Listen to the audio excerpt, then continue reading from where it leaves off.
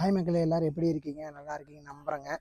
அடிக்கிற வெயிலுக்கு சரி இளநீ வெட்டி குடிக்கலாம்னு சொல்லிட்டு இளநீ வெட்டிட்டு வந்து குடிக்க ஆரம்பிச்சிட்டேங்க. இன்றைக்கி இளநீ வெட்டி குடித்து முடிச்சுட்டு வேலை தாங்க, ஆஃபீஸ் வேலை தாங்க செய்யணும். ஏன்னா ரொம்ப அடிச்சிச்சு இன்றைக்கி வெயில், ரொம்ப அடிச்சிச்சு வெயில். 35 டிகிரி என்னமோ சொல்லி மொபைலில் காட்டுனுச்சு.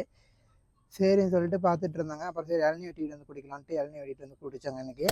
அப்புறம் என்னடா அவன் டெய்லியும் வந்து ஆட்டம் வீடியோ வந்து போட்டுட்ருக்கான்னு சொல்லி பார்க்குறீங்களா? ஆமாங்க, எங்கள் ஊரில் வந்து நோம்பி போட்டிருக்காங்க. 15 நாள் வந்து சாப்பிட்டு 15 நாளில் வந்து 2 நாள் வந்து ஆட மாட்டோம், மீதி நாள்லாம் ஆடுவோம். அங்கே நேற்று வீடியோ முந்தா நேற்று வீடியோ ஒன்று போட்டிருப்பேன். அதில் கடைசி வீடியோவில் பாருங்கள். அவங்களுக்கு மட்டும்தான் ஆட தெரியும், வேறு யாருக்குமே ஆடவே தெரியாது. அவங்களோட முடிஞ்சிங்க அந்த ஆட்டம். அப்புறம் நெக்ஸ்ட்டு எங்கள் ஜென்ரேஷனுக்கு வந்து யாராவது ஆட தெரியுமான்னு சொல்லி கேட்டாங்கன்னா யாருக்குமே ஆட தெரியாது. ஏன்னா எங்கள் ஜென்ரேஷன் வந்து நாங்கள் ஆடி கற்றுக்கணும், அப்போ தான் நெக்ஸ்ட்டு ஜென்ரேஷனை வந்து நான் கொண்டு போய் சேர்க்க முடியும் அப்படின்னு சொல்லிட்டு தாங்க நாங்கள் ஆடி கற்றுக்குறோம். யாருக்குமே ஆட தெரியாது. நான்லாம் வந்து கொஞ்சம் ஆட்டம் ஆடுவேன், மற்ற ஆட்டம்லாம் ஆடவே மாட்டேன்.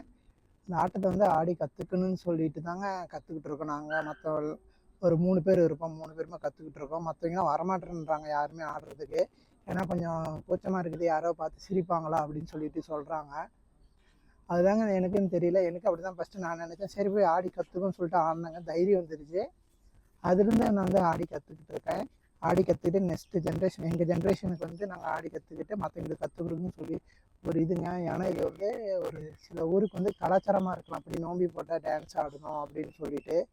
எங்கள் கோவிலுக்கு வந்து நாங்கள் ஃபாலோ பண்ணுறது இது தாங்க. 15 நாள் ஆடுவோம். அப்புறம் அடுத்த 3 நாள் வந்து பண்டிகை, பொங்கல் வைப்பாங்க 3 நாளும்.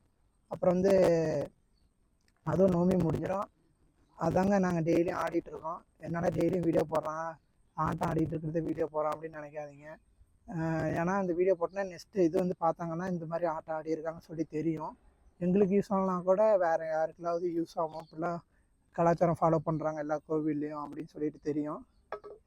மறக்காமல் நம்ம யூடியூப் சேனல் வந்து சப்ஸ்கிரைப் பண்ணிக்கோங்க, சப்போர்ட் பண்ணுங்கள். நன்றி மக்களே.